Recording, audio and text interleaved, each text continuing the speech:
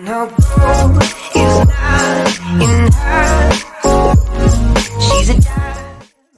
Welcome to another exciting edition of the $1 Million Peddlers. I'm Paper Guy. And I'm Mr. Magazine. And it's that time when you're out there hitting everything. You're hitting the garage sales, you're hitting the flea markets, you're hitting all the estate sales, you're hitting everything out there. This is buying season. You've heard of duck season? Yes. You heard of rabbit season? Yep. What season is this? Buying. Buying season. And we're going to show you some treasures that you can find out there. Make sure you buy them. You know what they went for because these are actual sales that we had. Why don't you start again as usual, Mr. right. Dash Magazine? Here we go. This is something you'll surely find at a flea market, probably, right? Babysitter You will Club definitely books. find that. Oh, my goodness. I don't do books too often, but these I knew they were good. I've had them before. They sell for about $3-4 a piece in lots. I got 34 books, $100. So See, and that's one of those things that you... Well, let me ask you a quick question. We read the VG Plus, Heavy Spineware, some folds, as shown. Yep, and you usually do find these in used condition because Right. somebody will have bought them and they'll read them Yep. a few times and the corners will be worn on them. Sometimes you'll find names inside them and all that kind of thing. sure. Definitely can find these at sales. You usually don't just find one. You'll find 34 of them, for example. And you'll wind up getting them there, and they'll have the books at 50 cents to $1 a piece. You bring them all up there, ask for how much for all of them. You'll probably end up paying $10 on this. Is probably what you'll end up buying. Sure. And you can sell it for, what, $105 plus 19 shippings here, $125 back. Yeah. Definitely something you can find out there. There's only one downside to these, and actually that's not a big downside to these. You got to carry them. But if you go into a garage sale, it's not too bad. If you go into a flea market and you are, a mile from the car in the middle of 90-degree weather, probably still worth carrying to make that kind of money. So pretty good deal there. Nice. All right, moving on. This is from the Ohio Hall. Rolling Stones, March 29, 1973. Dr. Hook. Why is that $200. worth that? Any idea? I would think it would be Dr. Hook and not George Burns, but hey, I could be wrong. Could that be one of those ones that has like a Hunter S. Thompson in it or something like that? It's not his. No, he's got two other ones. Yeah, he's got Nothing. Wow, no, so- $200. Yeah, we do have those available as well, for I think $100 a piece. But yeah, this had bids up to $203. So I know you what see I'm it, doing take when I a- get take home a doing look some and- yeah. research on that one. Wow. it's an early one too. Now, what did you early start that 70s. at? I think we did 100. Oh. Most of them sell for 100, 150. We terror peaked it, and I think it was 100, 150 in that range. So ours went for more. My lister, No mailing label. No, exactly. My lister said it was high grade compared to what's out there. So nice. Man, All nice. Next, here we go. I bought a collection of these. I can't remember from whom, but they had the original mailers. So they were rolled in the original brown mailers, but obviously to display them, we had to take them out of the mailers, but we included them, and I think they took an offer of $30 on this. But pretty cool. Sporting News from the 50s, original mailer. Now, those are the super oversized at that point? Yes, yeah, those are the big newspapers. And Now, how did you ship that? Rolled or flat? we kept it folded, and we said that too in the description as well. Mm-hmm. So wherever you see those creases, we refolded it, and we kept the mailer separate. We didn't put it back in Okay. case it tears. But pretty cool. We got a bunch more available from that year. Nice. All right, back to our bounds that I picked up a while ago. Sold another Life magazine bound from the 50s, common issues, but it went for $100. Now, how many were in there? Oh, 8. 8 of them? yeah, so, Yeah, so- not too bad. No, that's not bad at all. Yeah. I mean, it's because if you think about it, they probably could buy those issues For a lot less than that. singly. Yep. Yeah. Nice. So. And let's see. This one here, we got lucky, and this one slipped through the cracks because I was trying to end anything that said Confederate on there. Even Dukes of Hazzard wanted nothing to do with that on eBay at this time. But this was a Confederate General Robert E. Lee, Little Britain figure, just a couple inches, and sold for I think $36.99. So. Nice. But if you have yours up still, you might want to take them down. If not, eBay may if they see you listing them. Yeah, and that's one of those things that definitely with eBay's crackdowns on the various things, and actually I was gonna tell people this as well. If you are into adult magazines, it might be a good time to be on the lookout to buy them, because with the managed payments, they're not going to be allowed to be selling the adult magazines. So you might be able to go through and make lowball offers on various people that have them, just because if they understand what's going on with managed payments, better to get $5 out of something than have it sitting in a corner. So True. might be a good buying opportunity for people if you're dealing with a dealer that does not deal with very many of them, because he's going to find it tough to sell those. Sure, And, exactly. now obviously the bigger dealers, they're kind of grandfathered where they don't have to worry about it at this point, but at some point they will. So something to think about as well. All right. Lastly, this I believe came from Ohio as well. Sneakers, I don't deal in them too often because eBay's even weird on that. You got to be a Nike dealer and so forth, and they're worried about knockoffs from China. But this was legit. It's Zoom, but I think it was an older version. But $45. It was cool. Just like found money because I didn't know it was even in the deal. Now, you're talking about having knockoffs and all that kind of thing. One of the Facebook groups that I belong to, somebody or other had sold some sort of a Nike sneaker and had sent it off to the buyer, and the buyer wanted to return it, saying that it was a knockoff.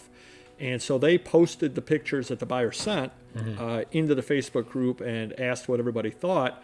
And pretty much everybody started laughing because, do you know where this was made, the sneakers? No. Cnina. Cnina.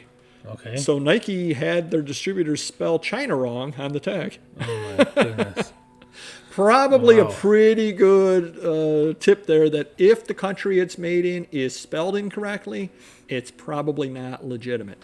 Now, I can't blame the person selling. They probably didn't look and probably didn't know. But, that is something or other when you're out there at the sales and you're looking for things. Take a look at that kind of thing. Look for the obvious flaws in there, and that's a very, very obvious flaw. Yeah. But if you stop and you think about it, say we were making stuff for the Chinese market, we're going to do the characters a little bit wrong, and somebody in China will be laughing, saying, this is supposed to be a tennis shoe, and it says it's a pussycat. What the heck? We're not going to know any difference on that kind of deal. So you can understand why the knockoffs are the way that they are. Yeah. But you can even have a legit sneaker and get in trouble with eBay. You remember my little story a few years back? No. I bought a pair of red Nikes. I didn't wear them for like a couple months. And when I tried them on for the first time, they were tight. Okay. So I'm like, I don't know if I can return them or whatever. So I sold them back on eBay. And they were legit from a legit Nike dealer on eBay. And I got in trouble for selling a knockoff. I think Nike had Vero right. Something came in where they had to take them down, and they thought, they were fake. And then I had to go through the eBay process and call and all that, them and explain to them. I go, look at this item number from 2 months ago. This was legit, so why would Right. it not be legit? Just a headache. So I don't like dealing in clothing and sneakers unless I'm 100% certain, Or very, very old vintage, Right, obviously, exactly. where you know. Or absolutely used. the I think if you do used or a lot, I think you're good there. Okay. But once you start getting into new or single sneaks, then it could be in trouble. So watch out. Wow. Alrighty. This is an interesting piece, and the reason this is interesting is it's not the kind of thing that I usually deal in, and it was just in a big box, a lot of stuff at an auction, and usually I would just put this away in the corner, waiting for water damage to destroy it. Did not happen. I took it and I listed it, and it's literally rattan webbing samples, and they're like this size. And I don't know the first thing about rattan samples. I don't know who this company is. I don't know anything at all about it. Ended up taking an offer of $15 on it. To me, that's found money because it's not the kind of thing that I deal in whatsoever. Not the kind of thing I would go out and buy. But maybe you'll see something other like this. A lot of times if you're out there at the sales and you see sample things, a lot of times they end up selling pretty well. And thank goodness it was marked, because they were marked as to who the manufacturer was and what they were. That's kind of how I knew how to list them. Take every clue that you possibly can. This is another good tip to you when you're out there at the sales. If you see something interesting, but you don't really know a lot about it, talk to the person selling it. Sometimes they'll give you a lot of clues and they'll tell you a lot of things about it, and you'll be like, oh, I didn't know that. But then when you get home, you can do further research off of what they told you. And don't be afraid to write it down. Say to them, wait, who did you say that manufacturer was? Where did you say that was? Write it down. Then when you get home, you can do all of the, that you need to do to try to figure out what the stuff was. Because you don't know, but they might know. Cool. Next thing we have over here, and this one you definitely will find out there. And I know that you'll find this out there because I paid $1 for this at a flea market 3 weeks ago. It's a World War II pocket-size Bible. Now, they'll have Roman Catholic version, they'll have Protestant version, and they literally are small enough that they can fit inside of your pocket. The person had it out for $1. I knew to buy it. It went for $20. They sell all the time, and they're very, very easy to find out there. Pretty much any of the military-issued Bibles, you can get $15 to $20 out of for the small size. You will find them. A lot of people stay away from religious stuff because a lot of it doesn't sell very well. This is just something to keep your eyes open for, and you will sell it, I promise you. This next thing, I had it listed up a bit at $24. Somebody made me a $35 offer on it, and I took it. The main reason why I took it, and my description notes right there as well, it's missing a lot of the ads. Somebody had cut out a lot of the ads, and I got sick of counting how many ads were missing. I would guess 20, 25 ads are missing. Now, it's a very, very thick magazine, 300 pages, something like that. But missing those ads, I was more than happy to get $35 out of it. It did have the poster that came with it, though, which cool. Is very difficult to find as well. But more than happy to do it. I ended up buying it at an auction, didn't pay much of anything because everybody knew it was missing pages. The price was right, so I bought a pile of these. And they will be listed, and they'll probably be missing ads, so be sure to check on them if you need some of them for your collection, but they will be missing ads. But it does show, though, that even if it's missing something or other, you can still sell it. Number of years ago, I probably would not have checked it, and it would have been listed as complete. Then the person would have complained that it's not complete, and then I would have had to give a refund back on it. So I find it worthwhile to take a quick page through the magazines, if at all practical. As soon as you find something missing, run through the rest of it, just kind of have an idea, and then you just list, it's missing a lot of the ads. You definitely do want to tell people that, though, because guess what'll happen, Mr. Magazine? What's it? If you don't tell them, guess what will be missing? They'll be complaining and they'll be missing. And guess what always happens? A negative? Well, if anything is missing out of a magazine, what is always missing out of the magazine? What they wanted. The exact item that they purchased it for. Every single time. Yeah. And it can be the most ridiculous thing. Well, page 87 had a small ad for Royal Typewriter, and that's what I bought it for. They bought it for that, yeah. And then you look through the thing, and they've never bought anything Royal Typewriter before, yet they want to complain and try to get it really is 100% of the time. they know what they're doing. And the next thing over here, and this ties into a video that I've done in the past as well, or we've done in the past as well. Know your area. Kodak used to be a huge company around here. Find tons of Kodak things. $14. Took a while to sell.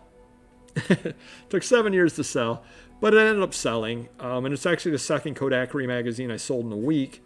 So it might be the same person. They might have bought one and then said, he's got another one. Who knows? But you can find these around here cheap because they don't have very much value around here because they're all around here. Exactly. So you buy it here and you sell it out across the country. The next one here ties into something else we've talked about before. What do you see in big, bold letters when you read that? First issue. First issue. There are people out there that collect first issues. Now, it took 8 years for this person to realize that they needed this to complete their set of first issues, but it did sell. It sold for the $16.12. Very happy to have that sell. And again, when you do get things that are first issue, note their first issue. And unfortunately, magazines are not really the same way as comic books. Right. Comic book first issues can be quite valuable. Magazine first issues, although valuable, they really don't. I mean, a first Playboy has a fair amount of value and all that sort of thing. But most first issues don't go for nearly what they would if they were comics. But they still sell because people do collect them. Sure. And the last thing we have over here, what's new, Pussycat? Good old Tom Jones. And this is one of those things that I ended up putting in a lot of for. And the reason why is they're slow sellers by themselves. So I took them all together, put them in one lot. The person paid, I believe they made me a $30 offer on them. And I was happy to have them go at that. They got a good deal. They paid $7.50 each, which probably is less than what they would have bought had they gone to the show back in the 1970s. Sure. But, it's just one of those deals. Sometimes you run across things like this. Just lot them out and move them on out. And we have a video up telling you about when you should do lots versus individuals. Definitely a case where you would do a lot. They're gone. Happy to have them gone. Happy to have them go into a good home. They got a decent deal. I made some room. Got a few dollars in my pocket as well. So it's one of those cases where everybody wins. And this is the sort of thing that you can definitely find out there at sales. Sure. You know, a lot of the people that would have gone to this, these are 1970s, which, how old is that now? 50 years. 50 years old, yep. So how old do you think the average person that would have gone to these concerts would be now? 80? Yeah. Something rather like that. 75, 80. 75, 80, yep. So this kind of thing will be showing up at sales. And now you know when you see this kind of thing, the Tom Jones, you got the, what's his name? He's bought from me before, New York City, Tony Bennett. Oh, yeah. Him, various people like that. They will sell, put them together in a lot, and you can sell them. And good luck to you out there. I'm sure you'll be able to find some of these things out there. And good luck. Let us know if you find any great treasures, and we'll see you next video. Take it easy. Thank you. Bye-bye.